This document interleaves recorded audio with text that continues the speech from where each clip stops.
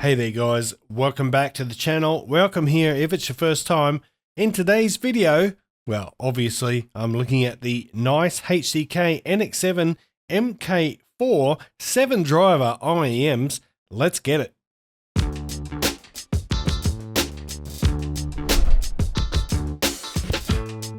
What's cracking audio fans? It's David here from Prime Audio Reviews. And this little guy here, the NX7 MK4, it's the 4th gen NX7. I think I reviewed the previous 3. I know I did at least 2. I thought the Mark III was a little bit underappreciated. So I was curious to check this one out. But the price of the Mark IV or the MK4 here is $109. Now inside of here, we've got a rather exotic driver mix. We've got 4 balanced armatures, 2 dynamic drivers, and 1 piezoelectric for a total of 7 drivers per side. That is the box. Inside, you get a carrying case. It does come with 3 sets of tuning filters. They're the screw-on nozzle types. We've seen it before. Most of these IEMs that come with tuning filters, most of the time, there'll only be one that people sort of gravitate towards, and I feel it's the same one here.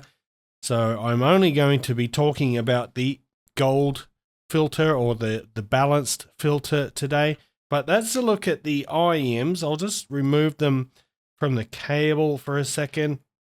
It's a pretty nice cable. It's the same one we saw with the NiceHCK F1 Pro planar IEM. It's not bad. It does get a bit tangly despite having a nice smooth sheath on it. But yeah, it's decent enough. But anyway, the star of the show is the NX7 MK4, and have a look at those beauties. They are very, very pretty indeed. And what you're seeing there is stabilized wood faceplates. So yeah, actual wood in there. And because it's stabilized wood, it means that each and every IEM has its own unique, distinct design. So there is not another IEM in the world that looks quite like this one, and I think that's pretty neat.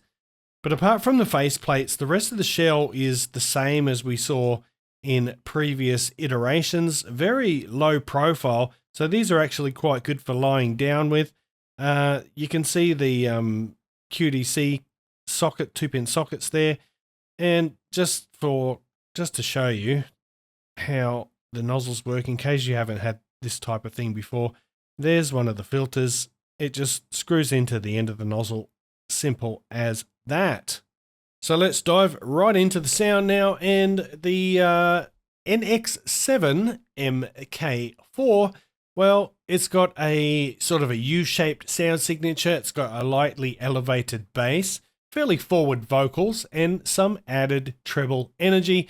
I think it's the most mature NX model that I've heard to date, as like each iteration of this NX7 series has gone through a process of refinement along the way. So this is the most mature and refined version they've done so far.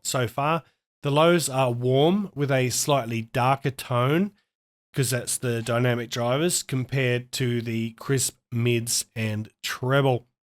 Let's have a look at the graph there, and we'll start with the bass. And the bass is nice and punchy. It's got some pretty satisfying depth there. It's not tuned for bass heads, that's for sure, but the quantity is enough to give the sound musicality and a nice warm foundation. And without a doubt, the best aspect of this bass is its tone and texture.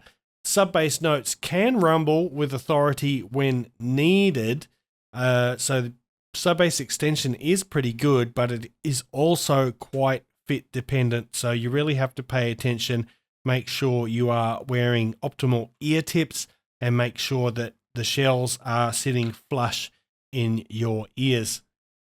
The mid-bass is punchy yet somewhat reserved, leaving ample space for the lower mid-range to flourish without feeling like the bass has been compromised. Now moving on to the mid-range, and the mids are definitely the best of the NX7 series thus far. There's an organic naturalness to the mid-range, and that's coupled with good clarity and good separation. Vocals are fairly forward and fairly intimate. They have good note weight and good density. So they're not wishy-washy. They kind of have a solidity to them. So if you close your eyes, you can imagine reaching out and being able to touch the artist or the instrument. The mids are nice and rich. They have a pleasing analog quality without being oversaturated though or muddy. And both male and female vocals have good presence and forwardness. And in addition, the upper mid-range is free from shoutiness and sibilance.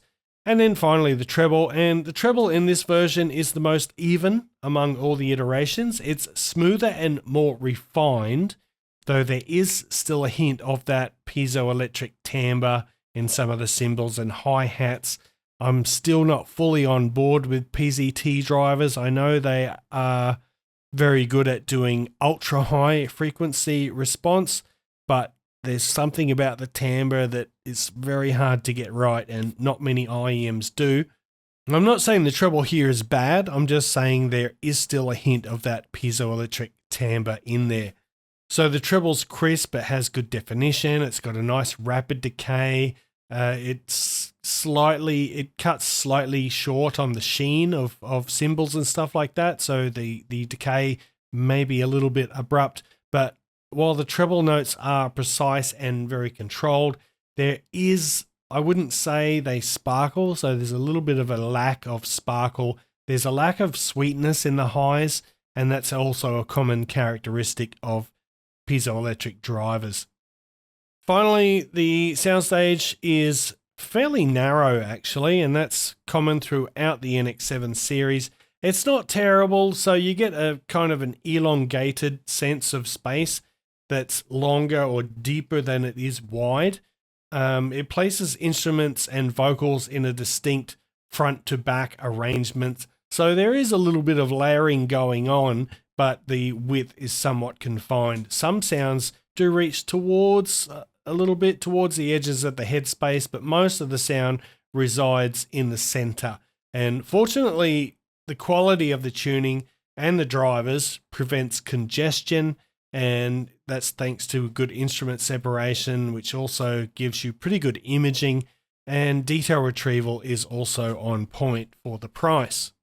Right, we're going to do a quick comparison now with the NiceHCK F1 Pro. I was actually going to pull out the A-Full Performer because that's a similarly priced hybrid, but the F1 Pro here is actually a bit cheaper. It's $99. Same brand, but it's a planar driver. Now, the F1 Pro has a little more sub-bass emphasis. However, that doesn't necessarily translate into the way the bass feels, because remember, we're talking dual dynamics on the NX7 MK4, and I think that you feel the sub-bass a little bit more on this one, whereas the extension of the sub-bass is probably a little bit better on the F1 Pro. Apart from that, the mid-range is very similar. The F1 Pro does have a little more sort of core treble presence, so it's got a little bit more energy and pizzazz in the treble, and that partly balances out the sub bass. That's why you don't feel the sub bass as much as you might, despite it having more sort of sub bass than the NX7. But because we got a single driver in the F1 Pro, I think the coherency is just slightly better. Overall, I would probably prefer the F1 Pro, though I think there are some very interesting planar alternatives, and I don't want to give too much away, but I've got a review coming up that stick around and stay tuned for that if you're into planar drivers, especially sub $100 IEMs. Anyway, that's the F1 Pro and the NX7 MK4. Look, I think the NX7 Mark IV is a good IEM. In some ways, it's pretty excellent. Like the mid-range, it's nice and crisp. The treble is very well defined. It's precise, but it's a little bit dry sounding, but it is very speedy in the transients. So I think overall this is a pretty good IEM. It's just, once again, and we say this all the time, it's in such a competitive bracket, that sort of around $100 mark. So it's a good IEM and it's beautiful as well, but it doesn't really do anything to stand out from the crowd in terms of audio quality. However, having said that, if you are looking for something in that price range, you know, something with a little bit of musicality, it's not neutral, it's not a boring IEM, it's got some good dynamics. But if you're looking for something that's really beautiful, and perhaps if you're looking for something that you can lie down with in bed, then this would be a great option. Having said that, I'm going to wrap it up there. Thanks for watching the video. If you liked it, give it a thumbs up, Parfam Audiophile style. If you would like to support the channel, check out my Patreon link down below. My Patreon family is growing slowly but steadily. It's growing. I will have a behind the scenes video for my patrons coming very soon. If you're new to the channel, consider hitting that subscribe button before you go. And until next time, I'll see you later.